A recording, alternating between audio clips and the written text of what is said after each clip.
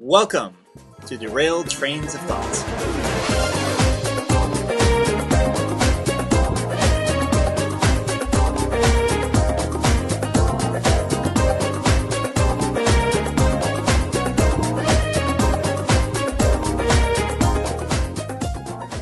Welcome back to Derailed Trains of Thoughts. This is Timothy Deal, aka Rescue Guy. And this is Nick Hayden, aka... Oh, St. Nick I'll go with today. No one really calls me that, but hey, it's Christmas. Sounds good to me. Yeah, and Merry Christmas. Welcome to a very special edition of Derailed Trains of Thought. For the first time, we are recording from the same location. Yes, Tim is right next to me, and so this is kind of Derailed Trains Unplugged. We don't have much plans to actually edit this thing like we normally do, so if you hear us saying a lot of uhs and you-knows a lot more than usual, now you know why. And you might actually get some of our ridiculous missteps put in here.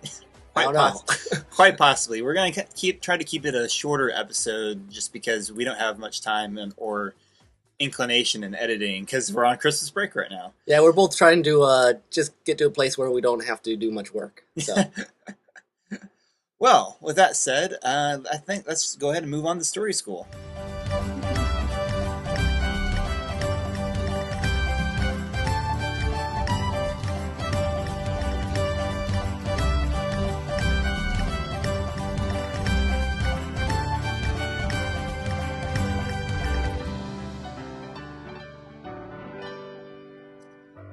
All right, our topic this week, which we alluded to briefly at the end of last episode. I don't know if you caught that or not, but if you didn't, make sure you go seek that out because it was funny. The very last minute after the last song. Yeah, but today we're talking a bit about how our writing or how our storytelling changes as we age. This is kind of the end of the year, so it's a good time for looking back and seeing where we've come from and where we're going. Nick, I know there's a lot of stories and short films I've made that I would not really want to share with anyone else at this time. I imagine you feel the same way about some of your old stuff. Yeah, some of it. Anything about post freshman year in college, I might not go, this is the best thing ever, but I find that there's things, I wouldn't write it again, but I can see why I wrote it, I guess. Are there themes and things that you see yourself using less often now than you used to? Well, the first thing that comes to mind, it's not really a theme, is that when I was first started doing a lot of writing in, I guess probably high school, I did a lot of first person humor was kind of my thing. And then I went through a whole stage where I didn't write any first person because I realized that I tended to ramble in first person. And I was trying to learn how to write stories that were a little more structured. So I haven't really come back to first person until, well, relatively recently, I guess. I think Olive Gold was first person, but that kind of has a slight extravagant voice to it. And I think I like doing first person only when the voice is extravagant in some manner. Yeah, that's true. I think the only first person of yours I think I'd really read before that point was stuff we did for the story project when we were writing journals and, which is very, from a personal perspective. That's true. I guess I completely forgot about story project. I did do first person for that, and I like it, but I guess I'm much more sparing with it than I used to be. It used to be my default. Okay. So that's changed theme-wise. Well, in high school, you always write the love story that was secretly you, or the things that were imitation. I remember in 8th grade writing this story about there's this caravan of travelers, and then they got in some sort of war, and then there was lots of violence. Someone got his head chopped off, because for some reason in middle school you could do massive amounts of violence and you don't feel anything about it. But it was highly, highly inspired because I was reading Wheel of Time, first just started at the time. And so, all the characters and societies were very influenced by that. And I think the stuff I write now tends to be less influenced by what I read what I read and watch than it used to be. That makes sense. I think I had a tendency to go towards kidnappings a lot in my first stuff. I think my very, if you look at my very, very earliest stories that I tried to write as a kid, that was involving naturally, kid detectives and kids, going on adventures and stuff, because that's what I read at the time. And I'm not sure when I grew out of. There's a lot of stories that I started that I never really finished. So what do you think of your old stuff? Do you like, I guess it'll be a two-part question. Do you like most and has maybe stuck around, and that you like least and has changed? What do I like most, and what do I like about it that's least from Yeah, old and stuff? yeah. Um, well, I mean, I like that I focus. I mean, I don't regret doing some of the adventures kind of stuff. I'm thinking back on like a pirate story that you've read that was back from high school, and there was another story I wrote about this organization trying to exert world dominance, and the first way they collected funds was by taking an entire mall hostage, which I thought was kind of a fun idea. But probably, I think well, aside from when I wasn't trying to do adventure stuff, I was probably trying to be a little bit too direct with the moral that I tried to stick into the story. I think probably the first chapter I did with the Revolution, which was a serial that we did in undergrad, was probably a little too heavy-handed with a particular emotion. I think I was interested in confession then in that story. Although I think my second story that I did for that serial, Dragons Intertwined, was much more solid. So I mean, it's a process. I guess I'll go ahead and answer the same question for me. What I find most interesting looking at my old stuff is my similar ideas keep recropping, even my modern stuff. Hmm. Certain ideas that I wrote back then in a short story, but it wasn't quite right, so I want to do it again, basically, but differently. I know one thing I've improved on is that I used to write short stories that either wouldn't feel like they ended, which I guess I have problems with, Oh man, or or sometimes I, that's by the way, that's my pet peeve of student filmmakers. Films that don't have an ending. That absolutely drives me nuts because so many of them do it. well, you watch a lot of student films. Well, recently, yeah, there was one. I'm not gonna say the name of it, but it was about this pastor that I watched for. Recently, Regent had a students' film festival, and I was one of the people who watched all 28 of them to help vote for the ones that would get in. And there's this one about this pastor who is going under a lot of stress, and it was very sad. But the whole story was basically just he's sad, he's really sad, he's really stressed, he's just sad.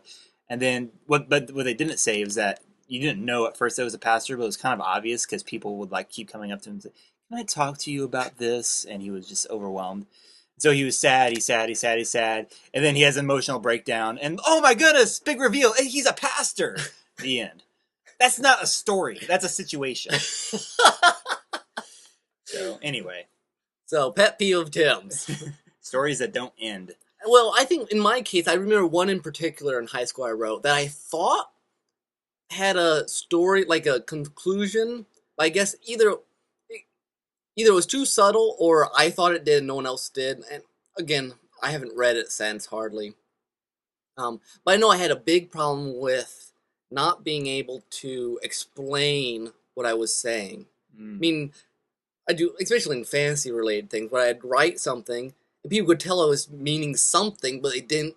I didn't give enough information. Partly because sometimes either the world was different enough, or my brain works a little strange, and even now sometimes people have a hard time catching up, and I'm better at it catching up with the world I've created because I'll mix a lot of different elements that people would just have kind of as stock images. Mm.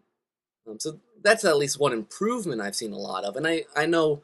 See, I think I had the opposite problem. I was trying to be too blatant with the Christian messages I was trying to get across, and the more I read and thought about it, I realized that's not really what I like in Christian stories. It's really more. I got developed more into the mindset of just being who you are without specifically trying to get a certain idea across, and just tell the story as it wants to be told. I think a lot of my early stuff had it was fueled mainly by massive amounts of idea and creativity, but it wasn't honed at all. So when you read now, it seems really rough, really like it doesn't communicate what I thought it did back in the day because Mm. Because I was weren't reading your mind. people weren't reading my mind exactly, and I think I'm a little better at that now. But yeah, there's some things where had this great, and I thought it was genius, and I wrote it down, and wasn't it funny? And read now, I'm like, well, that joke's really kind of blunt, and this one's could be more subtle, and I think I've learned also just be I'm still learning how to imply things while making sure the audience can still get it. Assuming the audience is intelligent, but not so intelligent that they can read your mind. Yeah, that's important. Subject matter. I mean, we touched this a little bit. Subject matter has changed for you. Well, probably. Part of that is I didn't. I was a bit unlike you in that I didn't really get all that much into fantasy until like the end of high school. I was kind of resistant to it for a long time. I think partly because, well, I was very slow in watching movies. Like when I tried to watch Star Wars as a 7-year old, I was completely scared half the time. It wasn't until I was 12 that I thought it was awesome. Um, and so 80s fantasy was always kind of weirded me out. So it took 80s me, fantasy is still weird. yeah, Good, but weird. it's true. So it took me a while to get. It wasn't until I read Lord of the Rings in my senior year of high school that I really started getting enthusiastic about fantasy. So I definitely see a lot more of that. I mean, I don't write as much these days as I used to, but I think, I mean, Tale of Fairies, I never would have written that back beginning of high school or junior high. Not that kind of thing. I know I tend to write, well, mainly fantasy because that's what I read, and and science fiction because I read a lot of science fiction. I don't read much of science fiction at all anymore. But I think having, during college and especially after college, after I got married and stuff, more, I guess, drama. Cobblestones. I don't think I would have ever written before. And Cobblestones, I think we mentioned once before, it kind of was a collection of stories that take place in a small town and, relatively normal stories for the most part and not fantastical. And I didn't start that till college, and that's when I started figuring out how you could write stories that weren't necessarily humorous. Yeah, I would always write humor or fantasy, or sometimes both. But things that were a little more serious without being overblown, overdone. I'm still trying to get the hang of writing for very realistic. It's actually very difficult for me to write in more realistic situations. I think because I'm not as naturally drawn to that, and not that I mean I really enjoy everyday life. It's harder for me I think to get enough conflict, at least enough conflict that I'm interested in and can really build up. I guess most of my things that would be called drama are if they're not or realistic if they're not some sort of romantic comedy, um, which is also one of my any sort of comedy. It tended to be my first things writing, and I don't. And sometimes I'll tell my wife like I never write anything funny anymore, and then I'll like write something funny the next day. But I go back and forth much more than I used to. But the thing with most of my like the Cobblestones examples, most of my real life realistic things tend to then become theological. I guess most of my Cobblestones episodes tend to deal with some sort of some sort of how religion meets real life, and not on purpose. I think that's just like you said, the drama of that, the conflict of that, is what interests me. When sometimes the conflict of other sorts of things don't. You're not the type to write about divorces and scandals and stuff like that, but or not that that's everyday life in Kindleville or anything like that. It probably is. Who knows? But yeah, it's more. I can see where you're going with more theological, especially with say local man struck by lightning, Or even what was it called? It was called but it was told backwards. That which is hidden, and it's just about this guy's life basically, and him trying to be all in charge of his own life, and it's kind of a story about how this one sin when he was 16 it just haunted him. It wasn't even a big sin, it was like a dumb sin, hunted him through his whole life, and the story is told backwards. So at the beginning you see like him trying to confess this sin to the police, and then it goes backwards trying to figure out what it was.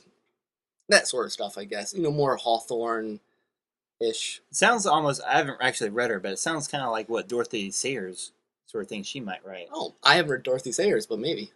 If I remember right, she wrote a lot of realistic, kind of exploring the hearts of men sort of works. Or am I? Yeah, I think that's Dorothy Sayers I'm thinking of. She inspired The Lost a bit. Okay, and I know she wrote a number of mysteries. That's what she's most famous That's for. probably what I'm thinking of. So she used the mystery genre in a sense to explore real people and how difficult it was for them to change. Mystery genre is one of those that I think I would like to try. I've I got more. I've tiptoed deeper and deeper into it in kind of a speculative fiction sort of way, mhm. but never in like a realistic way. I would love to try to write mystery. I used to really read a lot of detective stories and stuff like that. And if we had done, I don't know why we didn't choose mystery as one of our projects for when you did the Pulp Fiction That would have thing. been great. I would have liked to have done a Pulp Fiction for that. But it's funny. Sometimes I feel like I've done my best writing for those serials and projects that we've done. And I don't know if that's partly because I'm working with the world with some things that have already been set up in, like, say, the Revolution, or in, say, Nate's story, or in Aaron's superhero story. I don't know. I do think, and this is getting off the topic slightly, that I tend to do some. I agree with you. Some of my best work, at least that I feel is my best work, in other people's universes. Hmm. And I think it's because you're working in a communal setting, and that you can take the best ideas of what someone else had and add it to your best ideas. Yeah. And plus, it challenges you because you have to kind of fit into someone else's world. So I've always enjoyed group projects. I think they can be, if you have the right group of people who can play off each other and not fight each other. Yeah. But generally, we've had good luck with finding. Yeah. We're blessed that way, I think. But we're talking mostly about writing this story school rather than filmmaking, but that's partly because, I mean, I still consider myself in the learning and growing process. Well, I mean, you're always growing in your craft, and no matter what that is. But as far as filmmaking goes, I still feel pretty. I mean, I'm certainly better than I was in undergrad, but I feel like I have a long way to go. So it's harder for me to say, where I've come from and where I'm going without going to specifics, because I could point different technical details or visual details, but it's harder to just talk about. I would say I haven't had much experience with film, except I did 3 movies in college. That Tim helped me with one of them, Talk to that about that briefly. and at least from the writing point of view of the films, I think I've grown better and better at writing for film, as opposed to writing a story that a lot of people are talking and then you film it. Well, it was very interesting when you wrote a screenplay as a bonus story for A Girl Called Snorts. I could tell it was much more visually driven than some of your other ones. And I always had the idea of trying to write a full screenplay in a very visual manner because I'm not necessarily a visual person. My writing style tends to be more impressionistic, more giving you the impressions of things than the description of things. Which actually, I've discovered if you do it right with screenwriting, can be real, or at least as a script format, can be really good. Because that's all the director, I think, wants is the impression of what it's supposed to be. A lot of times, and I think it's the thing that with more practice you'll get better at it, because it's funny. I was during Sunday when I was listening to a sermon at church. It's funny, how, I don't know if this ever happens to you. Something the pastor says at one point inspires a story idea, and from that Yep. point on, I have a hard time actually listening to the sermon. Yeah, I've done that. And in this case, I'm thinking of different scenes about how could these be cut against each other, or what. And it helps, that's, you just get a knack for seeing things, yeah, seeing things played out as opposed to just the facts themselves. I do think also having, being married, I've been able to write story ideas I wouldn't be able to write convincingly or even touch with a 10-foot pole otherwise beforehand. I remember this story about Isaac Asimov, that he never wrote many female characters in his books until he had I don't remember what the experience was, but knew more about girls. Uh-huh. And then there's an iRobot short story about I think her name's Susan. Anyone who knows Asimov knows what I'm talking about, I think. But the story where she's in charge of the robots, and then she starts prettying herself up because the robot says this guy likes her, and the robot's doing it to make her feel good, and not because the guy actually said anything. I think that's true that as they mature and have a larger amount of experience, there's more things they can write about in a way that makes sense and that hopefully connects to other people. Because actually, when you're in high school, you tend to write more based on what you've seen other people write, as Mm. opposed to what you've actually gone through. Or when you write what you've gone through, it's basically you've slightly hidden yourself. You're trying to emulate something that someone else has done, but make it different enough that it doesn't seem like you're totally ripping them off. Yeah, or you're just trying to, and I think some people, and even past teenage years, use writing as a sort of vehicle to live out dreams or ways they wish they would have been. Well, that's what fan fiction is all about. Well, yeah. Sometimes, well, okay, not all about. No offense to any fan fictioners out there, but sometimes there are people that will write themselves into their favorite scenarios, their favorite stories. I wrote 1 or 2 fan fictions back in high school. I haven't touched it much besides that. I think the only fan fiction that I ever started, I never finished it, involved Carmen Sandiego, and it was about actually, and I had written myself into it. It was the idea is I was a detective working with Acme, and we decided to go back in time to get Sherlock Holmes to help us catch Carmen Sandiego. I kind of wish I had finished it now, but it didn't get very far. I remember the one I tried. Well, I wrote 2. One was based off. I used to play the Star Wars role-playing game. And I wrote a fictional version of one of our adventures. Oh, nice. But the other one was, and this was before in much of the comics or anything else touched anything pre A New Hope. I think I was reading Tales of the Jedi by Dark Horse at the time, but writing about the guy who first invented the hyperdrive.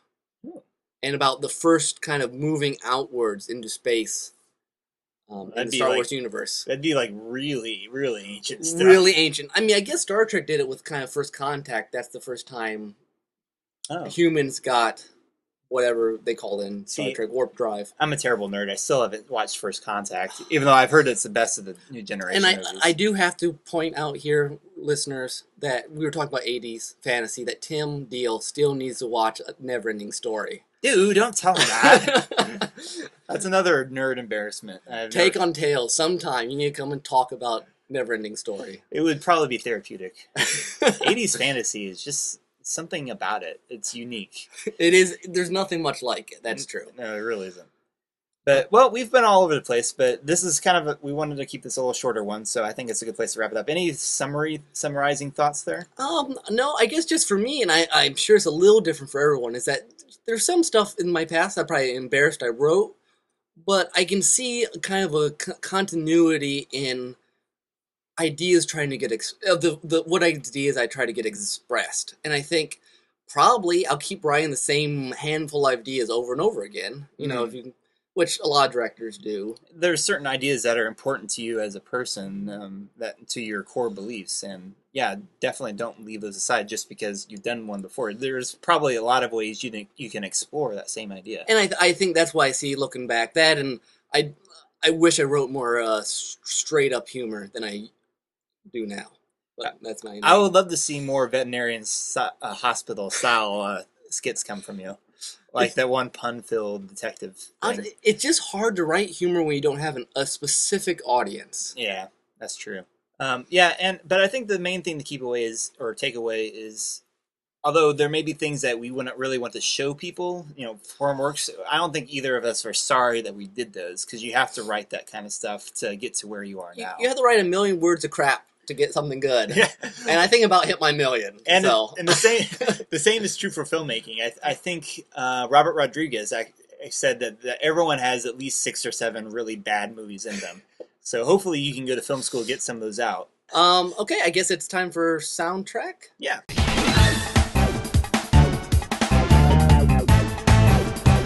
What's going on?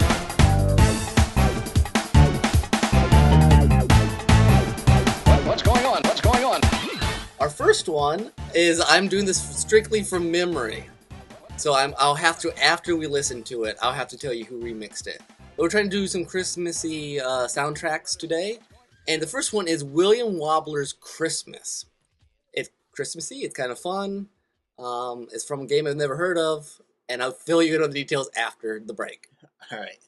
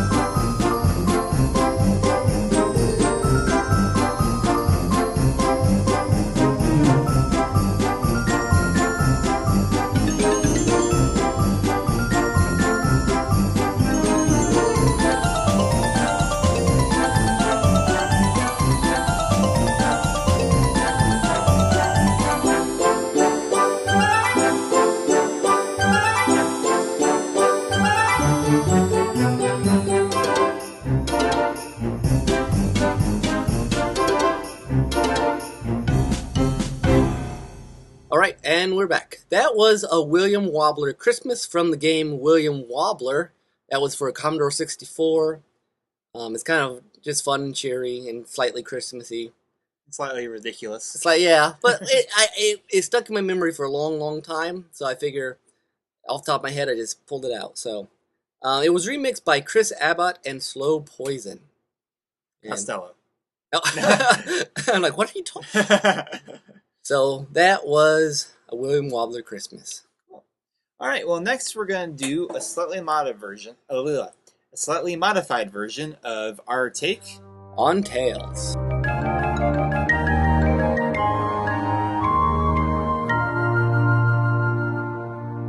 Well, this is our only Christmas episode. We'll see how many of you actually listen to it before Christmas. But we thought we'd talk a little bit about some of our favorite Christmas specials, doing with our own. Well, we decided to both do kind of our own top three. Although I imagine there's going to be some duplicates here. Tim and I don't think at all alike. No, man, I don't even know what this guy's thinking half the time. But let's go ahead and start with Nick. You want to give us your number three? My number three, I think, would be it kind of like past, present, future. Ernest Saves Christmas. Oh, really? I used to watch that a lot, and I just have a lot of fond memories of watching Ernest Saves Christmas and a lot of the lines and the reindeer on the roof of the warehouse and that guy bugging his eyes out, and how Ernest would be like talking about how Santa has a squeeze through the grate if they don't have a chimney, and I don't know. I just remember having lots of fun watching it almost every year. That's fun. I've never actually got that much into the Ernest series for some reason, so I might have to actually seek that out. That's what was by far my favorite. Actually, about the only one I watched like repeatedly. It was a lot of fun. It was, it's like a lot of these Christmas ones where you have to pick a new Santa, and he's helping pick a new Santa, and he helps save Christmas, and he's completely ridiculous, and helps Vern. Hey Vern, with his Christmas lights was a complete disaster, and talk. I don't know. I have very fond memories of it. I don't think I've watched it for the last year or two. But. All right. Well, for my third, and all three of these honestly are kind of interchangeable. I could flip flop on some of them pretty easily, and which is better or whatnot. But I think for number three, I'm going to go with A Charlie Brown Christmas. That's really good too. It's one of the specials that I feel like I have to watch every year, just because. And it's funny that it's so successful because it's so simple. Really, it's the first Charlie Brown animated special. There's just this very kind of rough charm to it. I mean, if you look at some of the animation, it's a little rough around the edges. Sometimes you see some mistakes, but it's got a lot of heart to it. And when Linus gives the true meaning of Christmas, and you can't help but feel touched. I mean, even though it's the story we all know, I mean, rightfully so. It's just a beautiful rendition of it. The child's actors' voices are just, fun to listen to each and every year, and it's just an all-time classic. You know, my brother actually has a Charlie Brown Christmas tree this year. They sell them. Oh, really? Yeah, little. They're about like 3 feet tall, and they bend over, have one ornament on them. Very cute. I've always been very partial to the Charlie Brown Christmas tree. I always wanted to buy this little tiny ugly looking Christmas tree. My wife though, she doesn't mind the tiny. She's not really for the ugly. Yeah, you usually get kind of small trees, I've noticed, for your house. I mean, your house is small anyway, so it works well for it. And this year we had to get it off the ground so that our 1-year-old wouldn't tear it apart. So fun. All right, what's your number 2? Number 2 would have to be A Muppet Christmas Carol. See, yeah, I knew we were both going to have this one. Which is just, it has wonderful songs. Michael Caine does a fabulous job of Ebenezer Scrooge. It has a lot of heart, too. You know, it's silly like a lot of Muppets, but all the Muppets seem to fit perfectly in the roles they're given. I mean, come on, Fozzie as Fozzie wig. I mean, it's like a perfect fit for the Muppets, and it was just really well done. One thing I think is amazing about that movie is the music. The music is fabulous. I think some of the songs are some of the most Christian songs you will find in a secular Hollywood movie. The ways of love make clear. It is the season of the Spirit. The message, if we hear it, is make it last on here. If you listen to the lyrics, it's all about love. It's all about, I mean, there's one song when the Cratchits sing that's really literally a prayer. And you could certainly take it one way and say, it's token, warm affection stuff. But really, if you think about it, it's actually very, it's very true. It's very unassuming and simple theology, but nonetheless very true. And that seems to be the whole movie is very simple and unassuming, but just works really well on all the levels. Yeah. I think it's one of the best adaptations of A Christmas Carol, and people probably look at you funny when you say that. My family completely, my brother and I insist to watch it every year. I need to get it.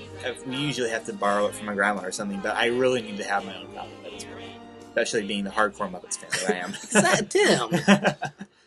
Well, my number 2, I've kind of a funny feeling might be your number 1, but you can argue the logistics of it. But for number 2, I'd say It's a Wonderful Life. It's a Wonderful Life, yes. Yeah.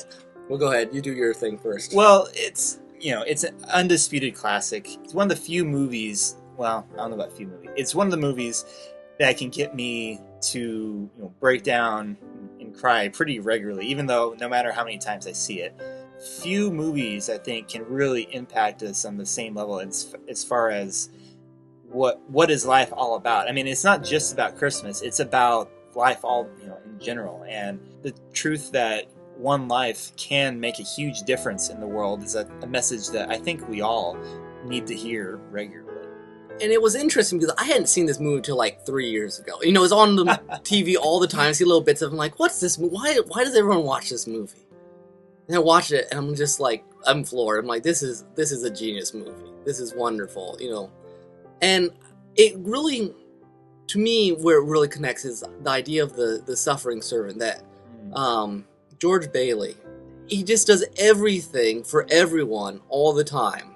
And I think that idea of sacrificial love, that which is why his life meant so much to everyone, is very Christmas, what it's really all about. I mean, if there's anything, we celebrate, Christ coming, it's this kind of laying down everything to come here. And that's always been a particular interest to me in my writing and in the movies I watch. I mean, this idea of suffering for the sake of love for other people.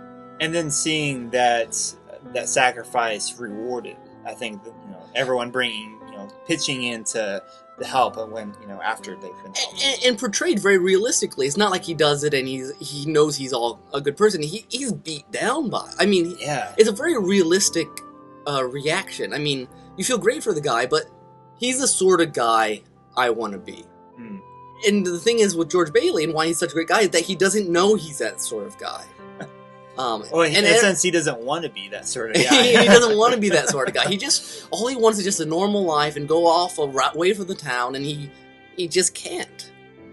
And there's just so many great. I mean, Jimmy Stewart is just so great in that role, and everyone else does actually too. I heard a very interesting story about Jimmy Stewart. Our pastor actually preached on this last Sunday. I guess they've been doing kind of a sermon series about using Christmas specials as kind of a launching point for sermon, basically.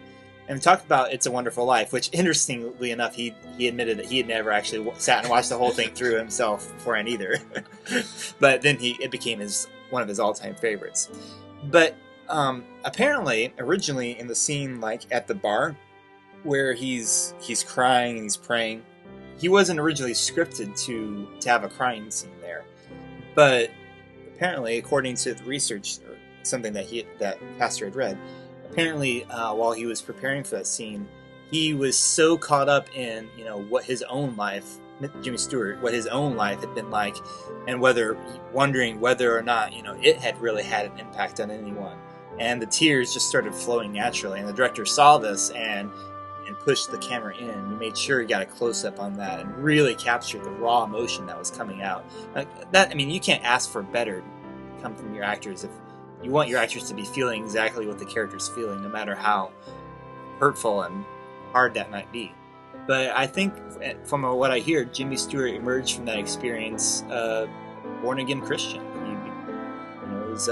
It was a powerful film for him to be in. But it's a wonderful film. The only reason I ranked it number 2 instead of number 1, as I imagine you have it, is it's not one that I have an inclination to watch every year. Because it's rough. It's rough. It's a long movie, and the first half is just all bad things. Well, happening. see, I rate mine more like past, present, future, meaning It's a Wonderful Life is a very new movie to me. Oh, so I kind see. of rated it in that manner. Yeah, and my number 1 was Muppet Christmas Carol, only because that's one that I can watch every year. In fact, I really want to watch it every year. Yes, I agree. I was just thinking, is there any movie that you thought about putting on this list that you like, but not enough to put on the list? Probably, like Rudolph. I would say Rudolph the Red-Nosed Reindeer. That's just a really wonderful claymation, and I think it's very similar to Charlie Brown Christmas. There's something about the roughness of the animation of that. It just makes it all the more charming. Yeah, I considered doing that one. I also considered doing this movie I used to watch. I don't think it's very popular anymore. Called Santa Claus the Movie with John Lithgow and Dudley Moore. I vaguely remember that. It's probably more childhood memories than anything about the movie. I guess the other one I would throw in there is How the Grinch Stole Christmas. Oh, yeah. The original cartoon. The cartoon, of course, not the awful Jim Carrey movie. Yeah, I didn't much care for the Jim Carrey movie. I really enjoy the animated version. Chuck Jones is who did a lot of Looney Tunes. Mm-hmm. Just wonderful stuff all around. There's just so much good stuff to pick out for Christmas, and you don't get many new good Christmas movies. Now I'm not sure why that is. It's really hard to. I don't know if it's our new secularized. Sometimes society. I wonder whether it's just hard to make a Christmas movie when people don't have the same attachment to. The same sort of attachment to Christmas as used to be. That's possible. Sometimes you kind of feel like they're trying too hard to kind of recapture feelings that seem to be captured so easily. I guess one. Well, we say it's easy, but we have like 4 movies out of how many have probably been made. That's a very good point. I mean, for every Santa Claus movie, you also have Santa Claus Conquers the Martians. Yes, which is also not a good movie. Hilarious, great movie, but not to be taken seriously at all. I guess I guess Muppet Christmas Carol is a relatively modern movie. Relatively modern, and I would also throw in, I like the Santa Claus with Tim Allen. Yeah, the first one. I'm not huge on the sequels. The second one was on the other night, and I'd never seen it. I watched about half of it. It's not bad. No, it was entertaining. It's got Elizabeth. Juliet from Lost. Yeah, so we got lost in the podcast. Yeah, we did. Yeah, congratulations. Oh, and Star Wars. Not the Star Wars Holiday Special. I have not seen that, but I've heard horrible things about it. It is painful. Part of me wants to watch the Riff Tracks version of it, but I rewatched it recently with this guy on the internet called the Nostalgia Critic. Funny guy, very similar lines, filthy mouth, but it was so painful to sit through, even with the comedy. And oh boy, Yeah, it's unbelievable. Anyway, that's our holiday list. That's all we've got. That's all we got. And again, short episode today, but I know you've got more important things to do. Go open some presents, have some... Eggnog Yeah. for me, since I don't like eggnog. Yeah, I don't either, actually. Have some hot chocolate. Hot chocolate. That There sounds you go. great. Throw a snowball at your best friend. We're not quite certain when we'll be back. We have Late January, maybe? maybe late January. Maybe. We don't. No promises. No promises, but we will be back next year in 2011, and we'll see. We'll see what new. I'll have one more semester left of grad school, and probably after that, podcasting will be a lot easier. And I'll be cross fingers working on the Third Strand Fred book. Ooh, really? Yeah. Sounds exciting. Buckethead's done. Buckethead's done. Yeah. Yeah. Is it all up yet? I posted it tonight, the last one. Oh man, I'm gonna have to go read it. Yeah, that's some homework for me and some homework for you. But again, if you want to contact us, of course, you can always leave us a comment on our blog, derailedtrainsofthought.blogspot.com. You can email us at derailedtrains@gmail.com. And hope you all have a very Merry Christmas. We're going to leave you with another, this is a classic OC remix Christmas song. This is Super Mario's Sleigh Ride. I think you can guess what game series it comes from. Well, I think it's mainly Super Mario World. Yeah, I believe music so. in it. From, I forget the name of the band. It's the One-Ups. Is it the One-Ups? Yeah. All right, One-Ups, who makes some of the best video game swing music you will ever find. So, all right, and with that, this is Tim. And this is Nick. Merry Christmas.